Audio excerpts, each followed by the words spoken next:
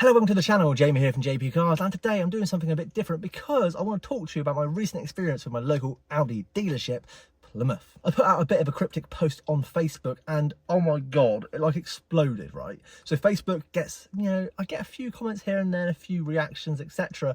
But this went mad, and at the moment it's got well over 500 comments. Everybody telling me about their issues with dealerships, Audi dealerships, some of them with Plymouth Audi, and also people, obviously, they're just idiots. Like, someone called me a see you next Tuesday because I aired my worries about customer service in these premium dealerships. Anyway, let me give you a bit of backstory for people that haven't seen that video. Well, this Audi S4 was in for some work at Plymouth Audi because of a wheel bearing. It was clanging, it was twanging, and it was squeaking, and it was making all these sounds. They had the car for the week. I borrowed my granddad's Kia Picanto for a week, and my missus then took me up at the end of the 7 days. And they said, oh yeah, we've done the wheel bearings, no problem, we've done both sides. And I was like, oh okay, you've done both, brilliant, I've only got to pay for one lot, it was 250 quid for the warrant because of the warranty. I literally did the paperwork, got the keys, got in the car, drove it forward, went right, and I could hear it, cling, cling, cling, cling, cling, cling. Turned the car around, drove up to the doors of the dealership, and I said, look, it's still clanging. Like, it's not being fixed. The receptionist jumped in, she was lovely, she jumped in, went for a little spin, and she goes, oh, yeah, 100%, something's not right there, it's not been fixed. So she got the master technician up who told me it's a stone in the rotor. Well, it's not a stone in the rotor. Listen to it. Tell me if you think that's a stone in the rotor. It was something that was broken. So he said, oh, well, sorry, we didn't actually test drive it with the window down. Which blew my mind because it's a low speed wheel issue. Surely you would do that. Anyway, I said, look, I'm not happy to take it home because it's not fixed, but I need a courtesy car. I've been driving my granddad's Kia around for a week. He needs it back. I'm not expecting my missus to drive me back home now and back up to pick up the car again and then drive herself back on that return journey because that's just ridiculous. I live nearly an hour away from the dealership each way, even more potentially in traffic, and pay tolls because you're going over the Tamar Bridge. So it was just a bit of a shit show, to be honest. But I was relaxed. I said, look, I just need a courtesy car. He said, not possible. You need to book them in. I said, well, this is not really my fault. This is kind of your fault. But they did manage to find a car, thanks to the receptionist. So I was given an A5 for a week. I did that for a week. Went back, got the car, absolutely fine, perfect, job done. And I went home. 2 months later, this is when the issue started because I heard the squeaking on my wheel bearing once again. Phoned up Plymouth Audi. Hello, having an issue again. And also at speed, kind of 50, 60 mile an hour, it's quite loose steering wheel. It doesn't feel like it's really tied to the wheels in the way that it should be. They said, oh, okay, yeah, we'll book it in. No problem. I said, yeah, I need a courtesy car. They were like, okay, that's fine. I went up the day that it was booked in for, 9 AM. And then they were like, oh, a bit of a faff, found me a courtesy car, Q4 EV. I said, yeah, I'm okay driving an EV, drive-wise, but I'm a bit worried about the range because, I'm a significant amount of miles away. So to and from, am I going to be good enough on the range? The head of business said, yes, you'll be fine because we've just charged it. I said, okay, that's fine, not a problem. Went out with the receptionist who was lovely, talking about her 350Z. She said she's more into the petrol cars than she is the EVs. I get in, I look at the range, 60 miles. That's not great, and I'll tell you that in a minute why it wasn't great. But I was like, oh, that's not brilliant. She said, oh no, you'll be fine getting to and from. See you when you get back tonight. And I said, sorry, what time do you close? She goes, 6. I said, oh, I'm going to be still at work. And I'm still going to be an hour away nearly at that point. So no chance of getting it back tonight. She goes, oh, when are you going to bring it back? And I said, it'll have to be first thing in the morning, as long as the car's ready. Considering that the last time they had the car for 2 weeks, I didn't know how long it was going to take anyway. Like I did with day 5, had that for a week. She said, oh yeah, that's fine. Tomorrow morning's fine. Not a problem. So that was agreed. I pulled away, drove the 18 to 20 miles to work and lost, I think it was like 28 miles of range. So I don't know how I was going to get back. And so I spent my morning going, oh my God, what do? Do I charge it? Do I go to a charger now and charge it? Just kind of jump out of work and go and charge it somewhere? Or, I don't have a charger at my house. I've got an Audi S4, not an EV. I was a bit worried. And then I didn't have to worry about that in the end because I got a call from a different receptionist. Hello, Mr. Pern. We've not been able to replicate your issues you've been hearing with your wheel bearings. Oh, and by the way, this was around midday. I was really busy. It's sunny. It's August in Cornwall. I've got a beach shop, which I sell buckets and spades and footballs and hats and wetsuits.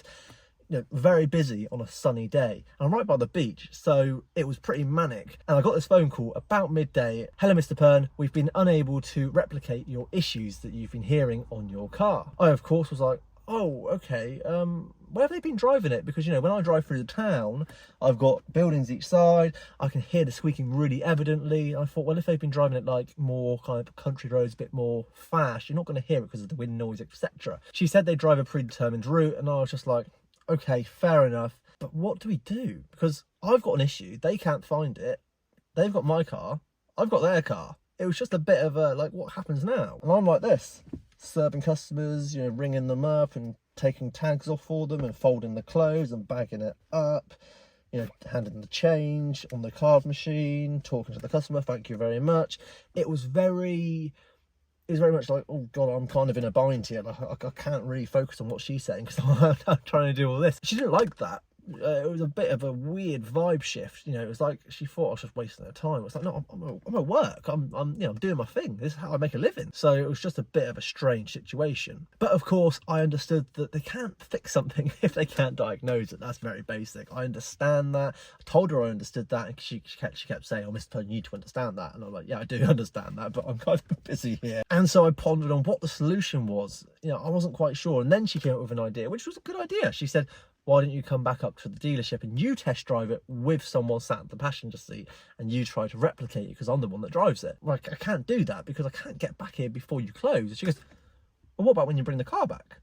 Really kind of shifted attitude. And I said, well, I can't bring the car back tonight. I've already explained this and we've agreed that I'll bring it back tomorrow morning first thing. No, Mr. Pern, you have to bring the car back today. And I said, I've already explained this isn't possible. I've already agreed this with the other receptionist. Oh, and regarding the use of names, I haven't been using names because I don't want a personal attack on these people. I don't want them to feel like I'm having a go at them as people. I'm just kind of airing my grievances about the way that they spoke to me as a customer. So that's why I'm not using names. I'm kind of like the receptionist then. Oh, this is the lovely receptionist. This is the receptionist that wasn't so nice.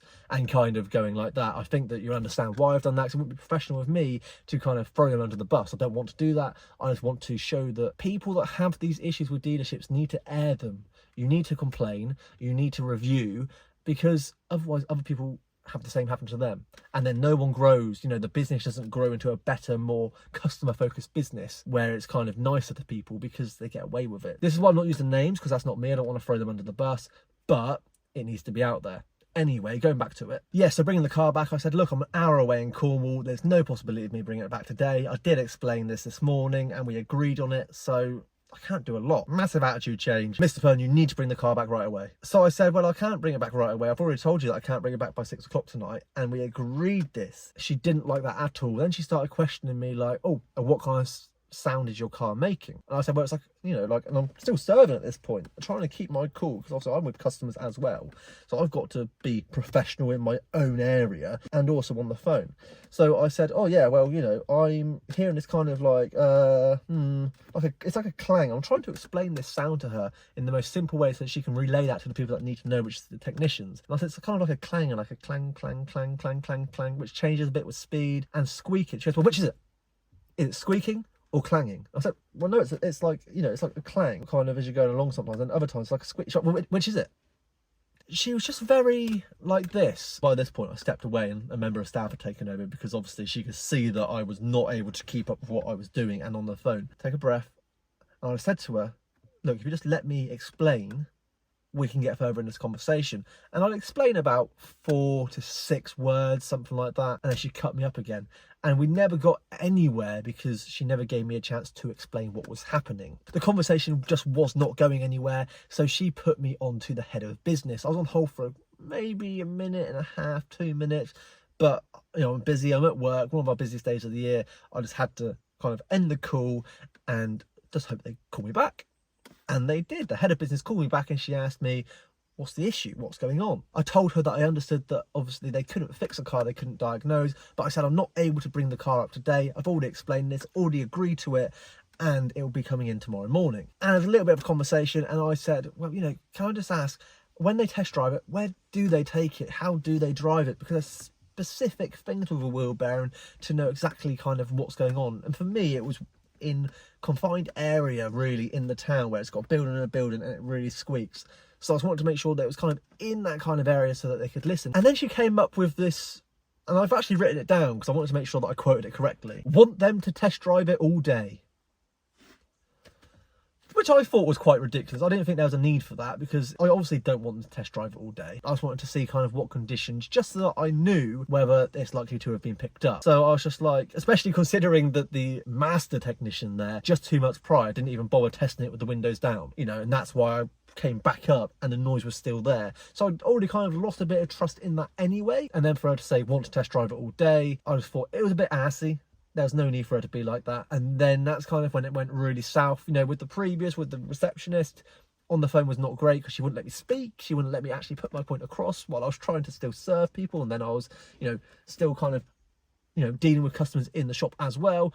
And it's just, it got to a point where it was ridiculous. And then for her to say that, she's supposed to be the head of business. She's supposed to be someone that was a professional in her job. And yet she was being like that. It was just a bit ridiculous. She then became amazingly dismissive. Amazingly. She said, well, you've got to bring the car back today. And I said, but it's not happening.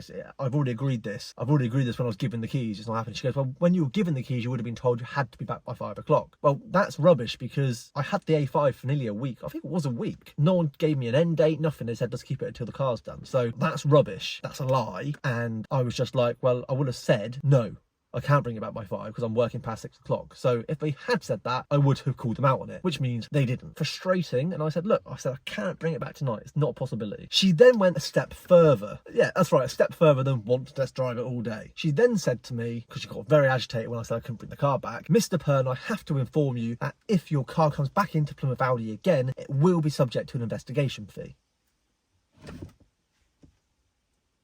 I literally just paused. Took me like, I don't know, like a second to take it in. I don't know if you feel the same as this, but I feel like that was a suggestion / kind of threat, as if I was making it up.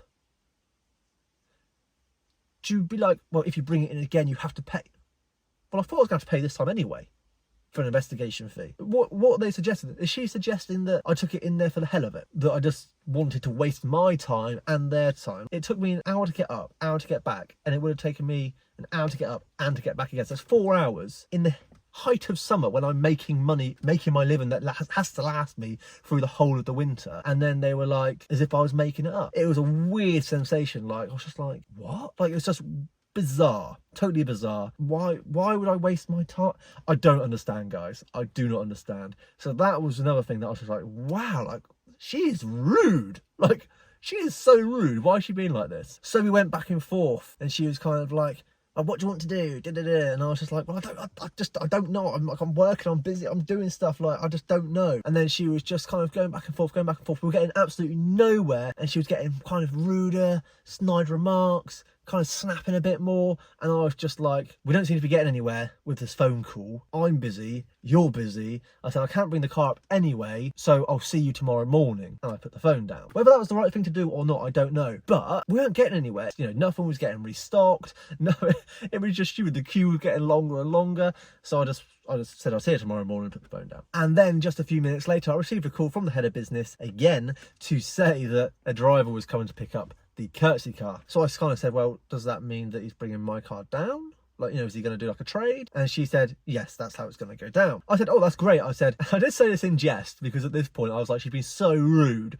that I was just wanting to throw a little bit of shade, just a little bit. And I said, oh, well, if he drives through the town to drop it off to me, if he puts the passenger side window down, he might be able to hear a squeaking wheel bearing. Oh, I can imagine her sitting up in her seat, the way that it came out of her. I wrote down some of the quotes so I could make sure I quoted it properly. Mr. Pern, drive through the town with the windows down. We can't ask him to do that. He's a driver, not a technician. To which I replied, it's only a joke. And she was honestly so sarcastic. Like, her laugh was more like a witch's cackle.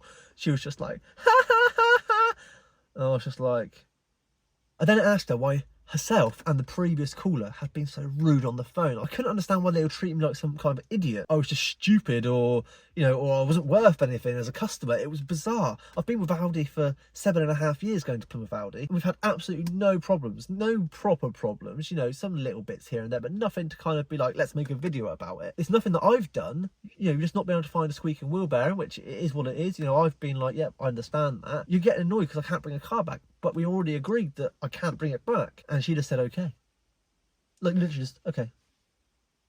And that was it. She didn't want to find an amicable solution, which is the frustrating part, because I was quite happy to find an amicable solution. I didn't want to have to do this because it's just, to be honest, a waste of my time, really. You know, I don't want to sit here and dwell on something that's happened in the past. You know, I want to be fixing the Jaguar XJS. I want to be doing other bits and bobs to different cars that I've got. I ain't got time to be doing this, really, especially when I'm busy at work. But I felt there was a need to do it. There's a need for people to understand that they're not the only people that get kind of shafted or talked to badly at dealerships. It's not just you. It happens all over the place. It happened to me. And I think that they need to be held responsible to a point for their actions. So yeah, she just said, okay, not even a, oh, sorry, you feel this way. Because that doesn't even admit guilt. It just says, oh, sorry, you feel that way. You know, it diffuses the situation. It means that you can both kind of work out where you want to be with it. But she didn't even do that. She was just like, okay. And it was just a total condescending conversation. But yeah, so the guy came and picked the car up. You know, he drove mine down, picked up their Q4. I hope he got home okay, because the range was horrendous. After a couple of hours, when work quieted down a bit, I did think to myself, phone records. If I can get the phone records before I make a complaint, I know exactly what was said. I can make sure that, you know, I'm not rose tinted. I can make sure that what they said's on record, what I said's on record. And it's just kind of a fair way of doing it. So I can go, look, this is what it was. This is what happened. This is my complaint. So I got hold of Marshall Web Chat. I said, look, is there any possibility I can have the phone records from my previous conversation? They said that Plymouth Audi themselves would have to supply them. And of course, at that point, I knew that I would probably never ever hear those recordings. And so at this point, it's been just over 3 weeks since I put my complaint in. I emailed it directly to Plymouth Audi so they'd see it. I CC'd in like Audi UK, the executive director for Audi UK, and I think there's no one as well. I think it might be Marshalls themselves, and just put my complaint in, which is pretty much what the story that I've told you, just kind of put bit more wordy, you know, to make it look a bit more professional. Plymouth Audi, as of yet, you know, over 3 weeks later, haven't even acknowledged it. They haven't even said a word about it. They've not replied to it at all. But to be fair, Audi UK did. Specifically, the executive director for Audi UK, I think that's what his title is. He got someone on his team, and this guy said that he had contacted him directly to say, I want you to sort this out. And pretty much they said, you know, they're sorry that obviously got an issue with the car. They kind of made a fair assumption of what happened. They said, you know, obviously Plymouth Audi couldn't find anything, so they can't work on it. But they said, you know, I've already agreed that I understand that. So it was okay. Like, they summarised that quite nicely. But obviously the main issue for me was the customer service. However, this is where it doesn't really go much further. Let me just have a look. So I said that the lack of respect and consideration exhibited by the representatives contradicts the values and standards that not only Audi should stand for, but that I also stand for, being a multiple business owner myself. So I did receive from Audi Executive Office the following. I'm sorry to read of the issues you've advised. I apologise for the inconvenience caused. Gave me a fair summary of the issue with the vehicle itself, which I had already agreed was impossible to fix without diagnosis, with my main issue being the customer service itself. To which they said, Audi UK are not privy to any contact between yourself and the Marshall franchise, which I understand it's franchised out. It's not Audi themselves. I get that. I do understand that. I have spoken with the head of business at Plymouth Audi, who is the person that I had an issue with, the second person I had issue with, who has advised me that calls are not recorded. So are they not recorded, or am I not being allowed to hear the calls? Because to me, that's kind of, in a way, if they are recorded, you know, if they're not recorded genuinely, then yeah, it's impossible. But I'm pretty sure they would be recorded, because they would do it for training and monitoring, etc. purposes. If they're not releasing them, is that because they're embarrassed about the way that they went about it? Because I would be. If that was my business and my employees, I'd be very embarrassed about how they handled it. So yeah, this would be a decision of Marshall and not Audi UK to not record the calls. He carried on to say, speaking with Plymouth Audi, so he's actually got in touch with Plymouth Audi, so they have seen my complaint. They have, because they've spoken to the executive office, but not even bothered to reply to me. I've been advised that should you remain unhappy with in regards to your visit and any contact between yourself and Plymouth Audi, that you can speak to the Motor Ombudsman, who are CTSI certified alternative dispute resolution provider. You know, I'm not going to go to the Motor Ombudsman because it's not a big deal in that way, but they've not even acknowledged that they might have done something wrong. That's the problem, isn't it? That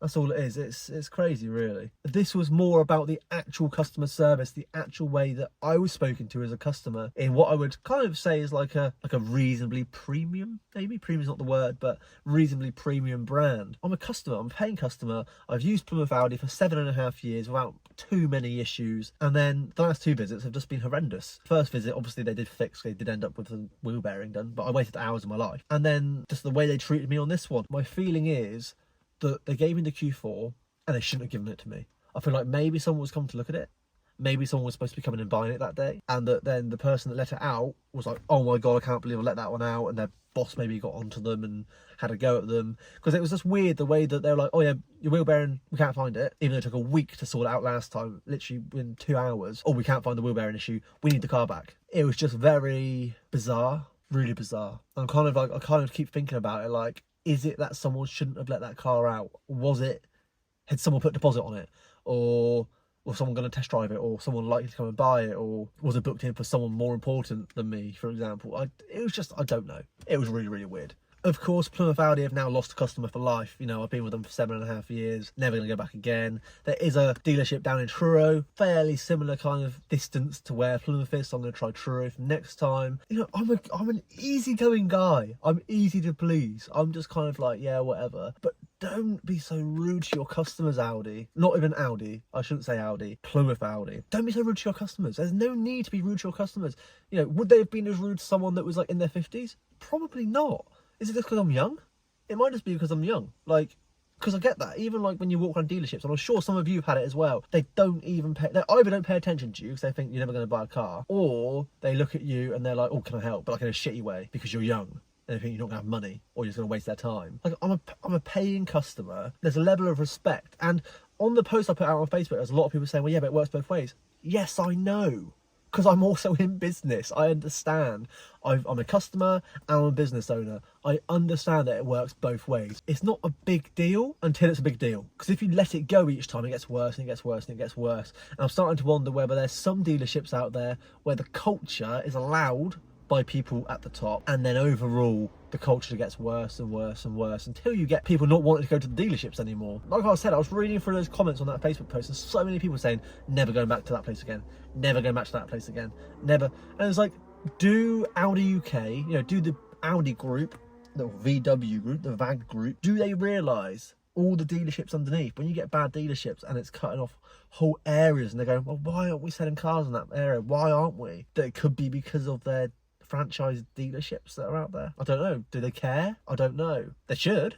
They definitely should. You know, it's not a good way to kind of represent a brand, is it? That you get horrendous customer service. Thank you for watching the video. Something a bit different because I just had to get it out there, let you guys know what's going on, kind of what's going on with the car, what's going on with me, what's going on with Audi. Because I put out that kind of cryptic post, put it out there, and it went mad. I didn't expect it to go anything like that, but it did. I'm quite happy in a way that I'm not the only person that feels that way, but also I'm not happy because it means more people have been affected by it than what they should have been. Anyway, I won't keep you any longer. Thank you for watching. Please do hit the like button to share the video out to more people. So what happens is you hit the like button, it goes up in the algorithm, more people can see it, and then we get more people kind of holding people to account for their actions. We need more people to review, you know, review when you have an issue, and review when you have a good issue, review when you have like a good service as well, because they deserve that if they're doing well. Give them 5 stars if they're 5 stars. But also give them 1 star if they're 1 stars. If they're rude, if they're obnoxious, if they treat you like crap. At the end of the day, you're a paying customer. There's got to be a level of professionalism. I own a beach shop in Cornwall. There's still a level of professionalism that I have to adhere to make sure that people come back. It's that simple. It's crazy. It is crazy that big companies seem to push you around, bully you, make you feel like you're nothing. And yet, it's just not fair, is it? Please comment below as well and let me know if you've had any issues like this, because I would love to hear your stories. Have a bit of a chat about what these dealerships are like. As I said, the Facebook post, well over 500 comments. I replied to practically all of them that I could actually see, because Facebook was like all over the place. Like there was comments here and here and here, and some of them weren't loading and whatever else. So put comments below, let me know, have you had issues like this too? And if you haven't already, please do subscribe to the channel. Would love 2,000 subscribers by the end of the year. That'd be a lovely little Christmas present going into 2024. We're currently at like 1,640, so I'd really appreciate it. And I also appreciate everyone that has subscribed so far. Of course, the channel wouldn't be what the channel is without you guys, so thank you very much, and I appreciate it. I shall see you in the next video. Cheers guys, see you in the next video.